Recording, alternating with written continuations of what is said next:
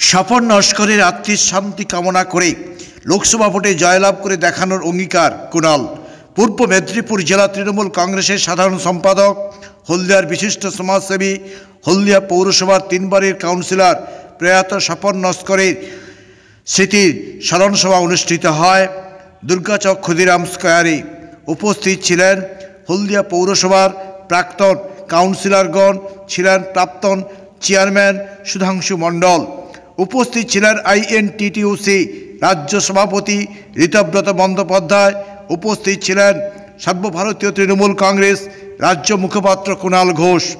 প্রয়াত স্বপন নস্করের স্মরণসভায় দাঁড়িয়ে শিল্প শহর হলদিয়া বিধানসভা সহ তমলুক লোকসভা তৃণমূল কংগ্রেসের জয়ের পতাকা উড়ানোর আহ্বান জানালেন। তিনি বলেন, প্রয়াত স্বপন নস্কর পার্টির একনিষ্ঠ কর্মী ছিলেন। তেনার আত্মার শান্তি তখনই পাবে আমরা তমলুক লোকসভা সহ হলদিয়া বিধানসভা তৃণমূল কংগ্রেসের জয়লাভের মধ্য দিয়ে। আজকের এই সভায় উপস্থিত ছিলেন হলদিয়া টাউন তৃণমূল কংগ্রেসের সভাপতি মিলন মণ্ডল সহ রাজ্য এবং জেলা নেতৃত্ববৃন্দ।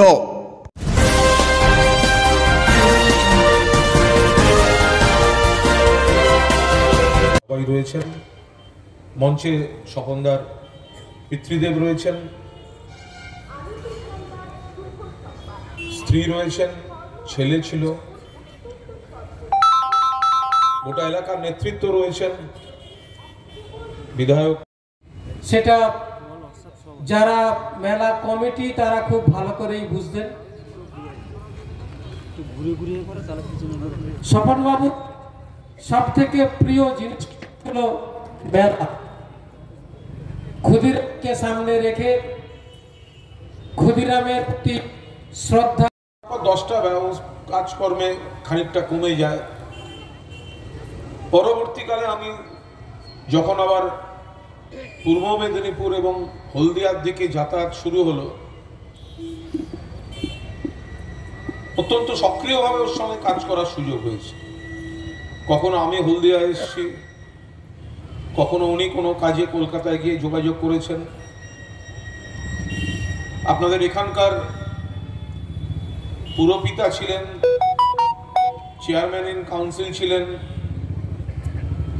সবচেয়ে বড় কথা যেটা সুধাংশুদা বলছিলেন, যে সামাজিক বহু সংগঠনের সঙ্গে কাজ করেছেন। এই যে ক্ষুদিরাম মেলার কথাটা, সিপিএম এর জমানা থেকে সিপিএম এর মেলাকে টেক্কা দিয়ে হলদিয়ার বুকে দাঁড়িয়ে আরেকটি মেলা চালিয়ে নিয়ে যাওয়া এ বড় কম কথা নয়। 33 বছরের মেলা যদি হয়ে থাকে, তার 20 থেকে 21 বছর বাম জমানায় চলেছে ওই মেলা, সিপিএম এর জমানায় চলেছে ওই মেলাটা। আর সেই সিপিএম আজকের মতো ক্ষয়িষ্ণু সিপিএম নয়। ওই সময় একটা মেলাকে অর্গানাইজ করা, একটা মেলাকে পৃষ্ঠপোষকতা করে নেতৃত্ব দিয়ে চালিয়ে নিয়ে যাওয়া, এটা সাংগঠনিক দক্ষতা এবং মনের ইচ্ছাশক্তি, জোর এবং তার সঙ্গে একটা প্রবল। লোকসভা নির্বাচন বিজেপি সব রকম নোক দাঁত বার করে পশ্চিমবঙ্গকে আক্রমণ করছে। একদিকে আমাদের কেন্দ্রের জনবিরোধী সরকার পেট্রোল, ডিজেল, রান্নার গ্যাস, কেরোসিন তেল, কৃষকের সার, জীবনদায়ী ওষুধ দামগুলো বাড়িয়ে যাচ্ছে। অন্যদিকে মমতা ব্যানার্জির সরকার কন্যাশ্রী থেকে রূপশ্রী, লক্ষ্মীর ভান্ডার থেকে স্বাস্থ্যসাথী, 50টা, 60টা, 70টা অধিকারগুলোকে রাখতে হবে। 100 দিনের টাকা বন্ধ, আবাস দিচ্ছে না, মিথ্যা বলছে, উৎসাহ করছে। 1,50,000 কোটি টাকার বেশি বাংলার বকেয়া দিচ্ছে না। কারণ বাংলাকে দুর্বল করতে চাইছে। এই জায়গায় এই লড়াইটা যারা সিনিয়র রয়েছেন, যারা জুনিয়র রয়েছেন, সিনিয়র জুনিয়র এক হয়ে মমতা বন্দ্যোপাধ্যায়ের নেতৃত্বে, অভিষেক বন্দ্যোপাধ্যায়ের সেনাপতিত্বে সর্বভারতীয় তৃণমূল কংগ্রেসের পরিবার এই চ্যালেঞ্জটা অ্যাকসেপ্ট করে আমাদের লড়াইতে যেতে হবে। তারপর তো স্বপনদা, তারও স্বপ্ন ছিল তৃণমূল কংগ্রেসের পতাকাটা শক্তিশালী থাক। যারা আমাদের মধ্যে আজকে আছেন, যারা হয়তো নেই, সকলের স্বপ্নটা তো একটা জায়গায় মিলছে। সেই স্বপ্ন পূরণের সময়টা এসে যাচ্ছে। হলদিয়া ঐতিহ্যশালী জায়গা, হলদিয়া গুরুত্বপূর্ণ জায়গা। সিপিএম কে নতুন করে মাথা তুলতে দেবেন না। সিপিএম এ রাজ্যে বিজেপির দুই ভাই, সিপিএম আর কংগ্রেস আই। দিল্লিতে জোট ইন্ডিয়া, সোনিয়া গান্ধী, রাহুল গান্ধীকে মমতা বন্দ্যোপাধ্যায় সহযোগিতা করছেন, কিন্তু এ রাজ্যে বিজেপির হয়ে কাজ করছে এখানকার এই কংগ্রেসের নেতৃবৃন্দ। এদের উদ্দেশ্য কি? সিপিএম, আইএসএফ, কংগ্রেস, এদের উদ্দেশ্য হচ্ছে ভোটটা কেটে দাও, বিজেপি বিরোধী ভোটটা ভাগ করে দাও, তৃণমূলকে ডিস্টার্ব করো, আমরা জিততে পারবো না কিন্তু তৃণমূলের ক্ষতি করো। সিপিএম কে একটা ভোট দেওয়ার অর্থ বিজেপিকে দুটো ভোট দেয়া। সিপিএম কে একটা ভোট দেওয়ার অর্থ বিজেপিকে দুটো ভোট দেয়া। আমরা নীতির লড়াইতে যাব। আমরা আমাদের কথা বলবো, ওরা ওদের কথা বলবে। মানুষ কিভাবে ভালো রাখা যায়। দু একজন বিশ্বাসঘাতক শুধুমাত্র নিজেদের স্বার্থে, নিজের গ্রেফতারি এড়াতে দল বদলে চলে গেল আর ওই তরজায় ভেসে গেল। এই সস্তা রাজনীতি নয়, এটা বাঁচার লড়াই।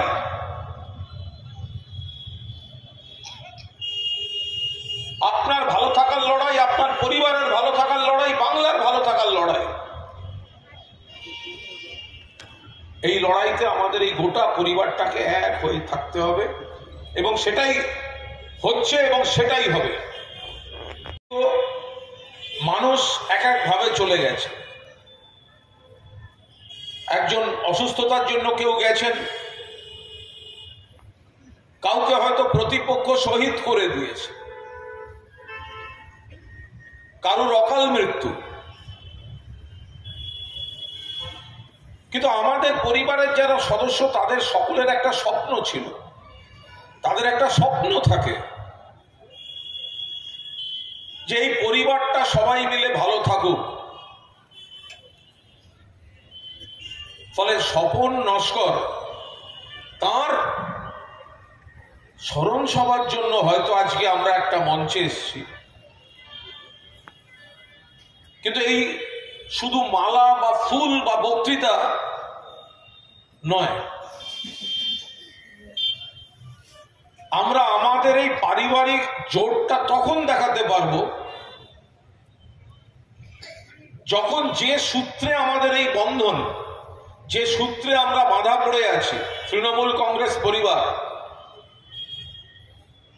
তারা সুন্দরভাবে মাথা তুলে চলবে। সামনে লোকসভা নির্বাচন আছে। হলদিয়া টাউন থেকে বিজেপিকে বিদায় করে, কংগ্রেস সিপিএম কে বিদায় করে তৃণমূল কংগ্রেসের পতাকা পথ করে উঠবে। সেদিন স্বপন নস্কর জিন্দাবাদ, স্বপন নস্কর অমর রাহে, আমরা আবার মন খুলে বলবো। এইটা হবে আমাদের প্রকৃত শ্রদ্ধার। ঋতব্রত বলছিল প্রচুর ভালো কাজ হচ্ছে। প্র্যাকটিক্যালি স্বপনদার সঙ্গে বসে অমিত জানে একটা প্ল্যান হচ্ছে, তারপর উনি আস্তে আস্তে অসুস্থ হয়ে পড়েন, মিলনও দায়িত্ব নিয়েছে, ও খুব সুন্দরভাবে করছে ওগুলো। এই যে মমতা বন্দ্যোপাধ্যায়ের এত কাজ, আপনি রাস্তা, আলো, জল দেখতে পাচ্ছেন, কন্যাশ্রী, যুবশ্রী, লক্ষ্মীর ভান্ডার দেখতে পাচ্ছেন, পাশাপাশি অনেক জরুরি কাজগুলো চলছে। ঋতব্রতরা কয়েকদিন আগে 2-3 দিনের আলোচনার পর গতকাল চুক্তি সই করে জুট ইন্ডাস্ট্রি রয়েছেন,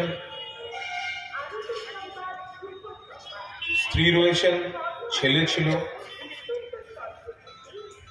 গোটা এলাকার নেতৃত্ব। গত 3 বছর আগে আমাদের দিক থেকে বেরিয়ে যাওয়া এক দানব আমার এবং আমার সহযোগীদের বিরুদ্ধে চৈতন্যপুরে একটি ঘটনা ঘটায়। সেখানে স্বপনবাবুকে সঙ্গে করছি, তা সত্ত্বেও মতের অমিল কখনো ছিল না।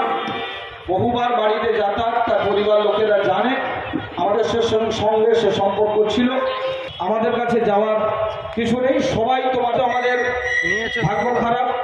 গত বিধানসভা যে দলের যখন যুবজনকে টিকিট দেওয়া হয়েছিল সেটা হচ্ছে স্বপন নস্কর, আর ছাত্রদের পক্ষ থেকে একজনকে টিকিট দেওয়া হয়েছিল। স্বপন ভাই 97-এ সেদিন জয়লাভ করেন। তো আমি বলবো কোনো মানুষই নিখুঁত না, আমরা যারা এখানে আছি আমরাও কেউ সব নিখুঁত না, ভুল ত্রুটি সব মিলিয়েই মানুষের জীবন। তিনি সমাজ আমাদের নেতা স্বপনবাবু গত 13ই ডিসেম্বর মারা গিয়েছে। ওনার স্মৃতির উদ্দেশ্যে আজকের আমরা হলদিয়াতে স্মরণ সভা করি। স্বপনবাবু কেবল আমাদের দলের নেতা ছিলেন তা নয়, উনি একজন প্রকৃত সমাজকর্মী ছিলেন, যার জন্য হলদিয়ার সর্বস্তরের মানুষ, সমস্ত জগতের মানুষ, শিক্ষক, ডাক্তার থেকে শুরু করে বিভিন্ন স্বেচ্ছাসেবী সংস্থার দায়িত্বে যারা আছেন তারা, এবং হলদিয়াতে এই জেলাতে যত মেলা হয়, মেলার আয়োজকরা, কারণ স্বপনবাবু দীর্ঘ 33 বছর একটি মেলা করেন। এছাড়া উনি বিভিন্ন ক্লাবের সঙ্গে যুক্ত ছিলেন, যেমন বিভিন্ন স্কুলের সঙ্গেও যুক্ত ছিলেন। ওনার আত্মার শান্তি কামনা আজকের আমরা হলদিয়া শহর তৃণমূল কংগ্রেসের পক্ষ থেকে এই এলাকার আপামর জনসাধারণকে ডেকেছিলাম, এবং সমস্ত মানুষ এক সুরে এক বাক্যে এসে আমরা আজকে প্রকাশ্য স্মরণ সভা। স্বপনবাবুর কে এসেছিলেন? স্বপনবাবুর বাবা বাদলদা ছিলেন, ওনার মিসেস ছিলেন, ওনার ছেলে ছিলেন, এছাড়া বিভাস থেকে শুরু করে প্রকাশ, শান্তনু, ভাইয়েরা সবাই ছিল। কেকার পেস্ট্রিতে জিবে জল সপারি, ওয়াও আশাতে লাজবাব নিউ বিদ্যুৎ বেকারি, টিপটপ টিফিনে और हैप्पी पार्टी নিউ বিদ্যুৎ বেকারি, মানডে টু সানডে ছোট বড় সবার পছন্দ একটাই, নিউ বিদ্যুৎ বেকারি প্রতিদিন চাই চাই।